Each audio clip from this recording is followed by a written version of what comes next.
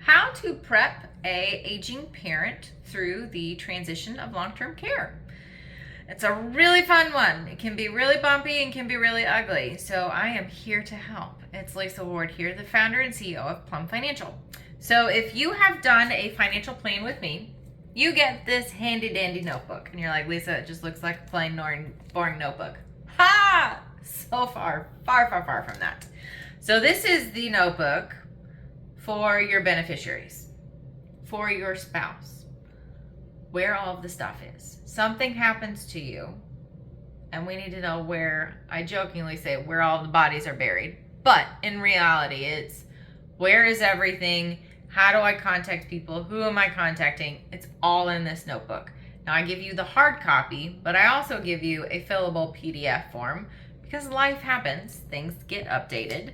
So what's in the notebook, you ask? Well, I'm so glad you asked. So first and foremost is our legal documents. So do we have our estate planning documents? Where are they located? They don't necessarily need to be in this notebook because hopefully they're in a safe space. And then making sure your executors have a copy of the current will, of the power of attorney for medical and financial.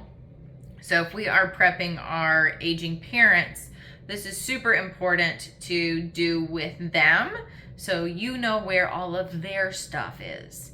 So we know where the copy of their will is. And then we've got our, what we call people insurance section. So that's where their Medicare policies are. So if they have a Medicare agent, then we've got that person's contact info. So as we are potentially taking over as financial power of attorney, you need to then be in charge of that annual enrollment. So looking at the different options, what do we need to potentially change? Because now you are making that decision for them. So their policy numbers, their agent's contact info, and then any other like life insurance, long-term care insurance, all of that information would need to be in this section. So what do they have? Where is it? And super important for our older generations, how are we paying for it?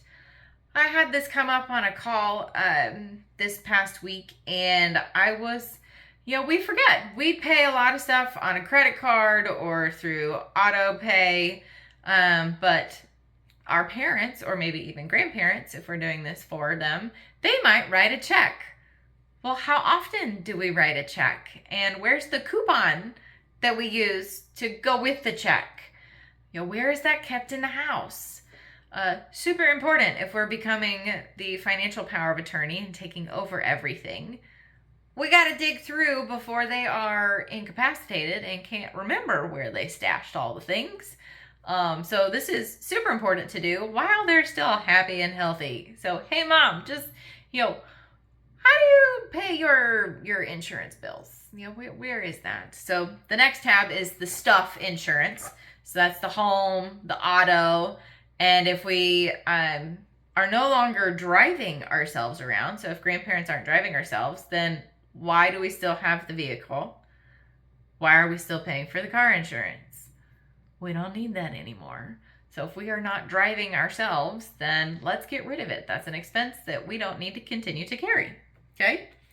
And then we've got, and then house insurance, we definitely need to keep if we still have the house. Especially if they pass and we are trying to probate the estate, then we definitely need to be keeping the insurance policies paid so that there's no lapse in coverage. Heaven forbid you're going through the estate planning process, going through probate. Something happens to the house, something breaks, you still have insurance on it. Next section is your investments. So where is everything?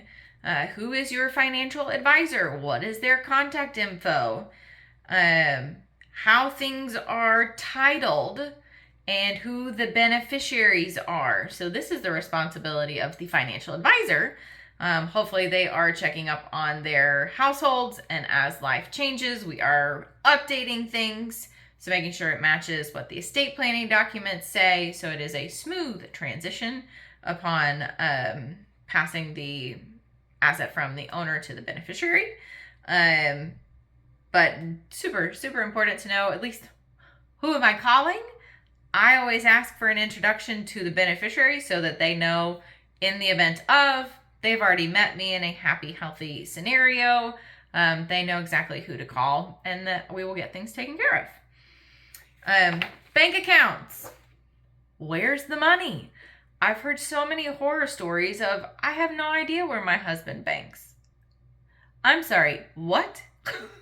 What do you mean you don't know where you bank? Now this is, I will slow down. This was a more traditional route. One spouse takes care of all of the things, basically is the accountant or the CFO for the household, which is great, but you need to know where you bank, what credit cards you potentially have. I had a household that we had to literally probate the estate so that she knew where all of her stuff was, because her husband didn't put her on all of the accounts. As an advisor, I would take an offense to that. Excuse me, why is your spouse not on that account? These are things that we need to address, or I would address, during your financial plan. So yes, if they are separate assets, great, that's fine. That works for your household. But in reality, when one of those spouses passes, then if they're not on that account, they have to literally go through probate to prove that I was married to you and that, yes, I should get those assets.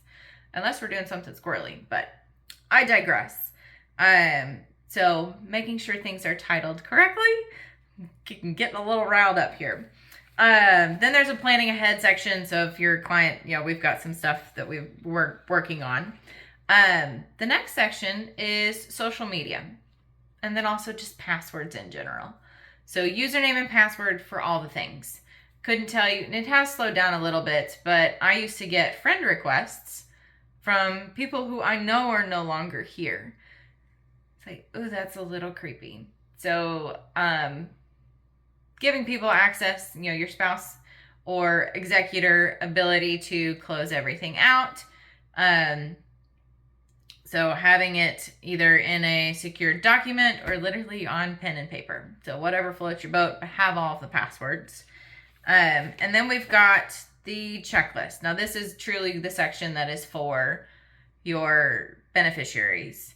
So something has happened to you. We are an emotional hot mess. What do I need to do? I'm numb. I don't know, especially if it was not expected. Things can be very emotional. So we have the checklist. Who do I contact first? What am I supposed to do? So it's literally in hard copy here. And then we've got all of the contact information for all of the important people. So all of the relatives, their contact info. If we've got friends of the family that we need to contact, but then also all of our professionals that we work with. So all of their contact information is here. So if we have not made that introduction prior, then we've got literally all of the pertinent contact info so that we can go through and make sure that we are good. So that's the notebook I have, but then also going through the estate planning documents. If you are the executor, making sure, because not every attorney will do this, and making sure that the titling of all of the assets matches the estate planning documents. So it's making sure bank accounts are titled correctly. We've updated the deed on the house to match the estate planning document. So if it's going into the trust, then the deed needs to also be in the trust. It needs to match so that when you're trying to go sell that asset, like the home, then you're not having any issues. Car titles. So if the husband is the one that always went and bought the car because he was better at it, can negotiate a better deal, if we never retitled that into a joint asset, that can be a problem. So as we are helping aging parents go through all of their things, please reach out. We can do the family meeting. I can give you some tips and tricks on how to help your aging parents. So here to help. Just comment parents down below and we'll schedule a time to meet soon.